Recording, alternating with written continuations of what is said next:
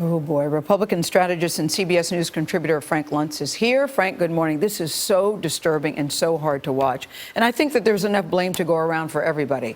Listen, the protesters ought to be able to protest, and Donald Trump ought to be able to be heard by people who want to hear them. Exactly. So how did we get here? We got here because people lost respect for each other's point of view.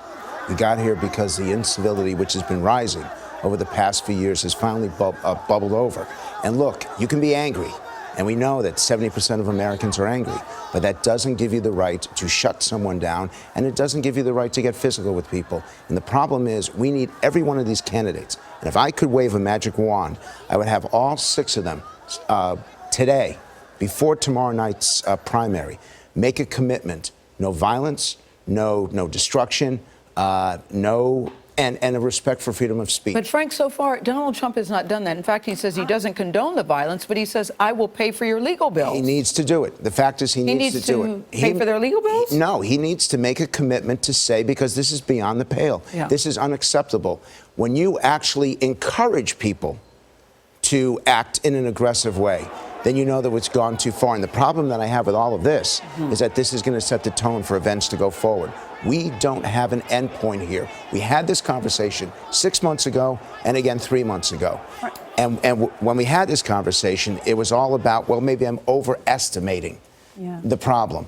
I think I'm underestimating it. And if we don't do something about it, it is going to get even worse. And someone's going to get hurt or killed. Exactly. Frank, I don't think you need a magic wand. 5 of the candidates have already denounced the violence. There's one candidate who's not denouncing, and that's the front runner for the Republican Party. Is there a discussion within the Republican Party, the leadership, including the chairman, Reince Priebus, and other thoughtful leaders in the party, about taking a stand on violence? They need to. And I don't know if there's been a discussion, but it has to happen. And by the way, it should have happened on Saturday. It should have happened right after. And the second point here is I'm thinking about like the moment that Nikki Haley had after the Confederate flag in the shooting in South Carolina. That moment where a grown-up stands up and said, nah, it's time. This has been a wrong stance by our party. Let's take down that flag in South Carolina. Is there a moment for someone with great respect in the Republican Party that could have an impact? To be the hero here. Yeah, but I mean, the problem is there's so much chaos within the Republican Party right now. There is no leader. It's hard to find an elder statesman. Normally, it would have been John McCain or Mitt Romney. We've seen what's happened to them when they entered into the fray. It backfired on both of them. But there's been, as she said, been a chorus of people who said, we've got to stop this. We can't do this. It may be out of control. I mean, so the question is whether one person or several persons do it. I mean, somebody has to talk to Donald Trump and his supporters. And we need to know who the protesters are and why they're there and understand what's going on. But the other part of this is that they were trying to get as many tickets as they could to prevent people who really wanted to hear Donald Trump speak. Who was? The protesters. This was part of the MoveOn.org strategy, was to deny Trump people who wanted to hear him. This is what I'm telling people to do. They should be allowed to hear him. I get it. In fact, I'm actually encouraging people to go to a Trump rally because it's unlike anything I've ever seen. I've been doing this for 25 years now. How is it unlike anything you've ever seen? There are people there who are attending their first political rally.